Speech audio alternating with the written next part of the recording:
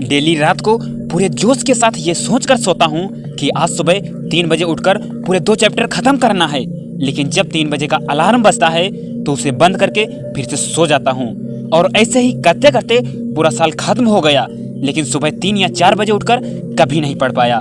अगर तुम भी ऐसा करते आ रहे हो तो ये वीडियो 2 मिनट जरूर देख लो।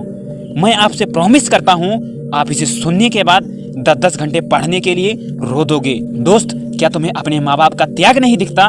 क्या तुम्हें अपने माँ बाप का खून पसीना का मेहनत नहीं दिखता? तुम्हारे माँ बाप तुम्हें कोई काम नहीं बताते, वो ये सोचते हैं कि मेरा बेटा या बेटी पढ़ाई कर रहा है, लेकिन तुम कंबलों में घुसकर पतली कमरिया और लाल लिपस्टिक वाली सबको लाइक करते हो। और जब घंटे घंटों तक मोबाइल चलाकर थक जाते हो फिर सोचते हो कि चलो थोड़ी देर पढ़ लेता हूँ, और फिर 1 से 1.5 घंटे पढ़ाई करने के बाद कॉपी किताब बंद करके रख देते हो। दोस्त, ये सब करके तुम किसको धोखा दे रहे हो? अपने आप को या फिर अपने माँ बाप को?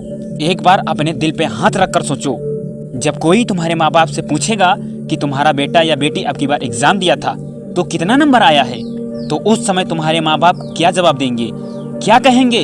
यही कहेंगे कि कम नंबर आया है या फिर फेल हो गया। तो ये बात बोलते हुए तुम्हारे माँ बाप को कितना शर्म होगा, कितना इंसल्ट होगा। जरा सोचो, क्या तुम अपने माँ बाप के लिए इतना भी नहीं कर सकते कि गांव समाज में सर झुका के नहीं बल्कि गर्व से सर उठा के कहे कि मेरा बेटा या बेटी 95% लाया है? जब कोई दोस्त या रिश्तेदार वाले फोन करके तुमसे पूछेगा कि तुम्हारा कितना नंबर आया है तो उस समय क्या जवाब दोगे? जरा सोचो, उस टाइम तुम्हारे पास कोई जवाब नहीं होगा, और फिर वही लोग बोलेंगे वो तो पढ़ाई करता ही नहीं था, आवारा की तरह इधर उधर घूमता रहता था। जो भी नहीं बोलने वाले वो भी तुम्हारा बुराई करेंगे।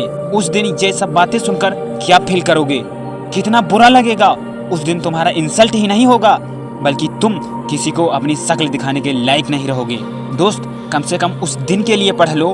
दोस्त, अब तुम्हारे पास कम टाइम नहीं बल्कि बहुत कम टाइम बचा है, इसलिए सब फालतू के काम छोड़ो और सिर्फ पढ़ना है, पढ़ना है, पढ़ना है। ऐसा पढ़ना है कि सब कुछ फोड़ करके रख देना है।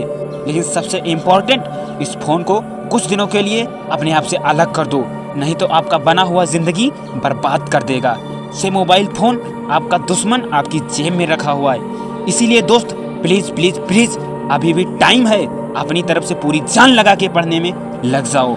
और मैं आप सभी के लिए ईश्वर से दुआ करूंगा कि आप सभी का एग्जाम अच्छा हो और रिजल्ट भी शानदार आए।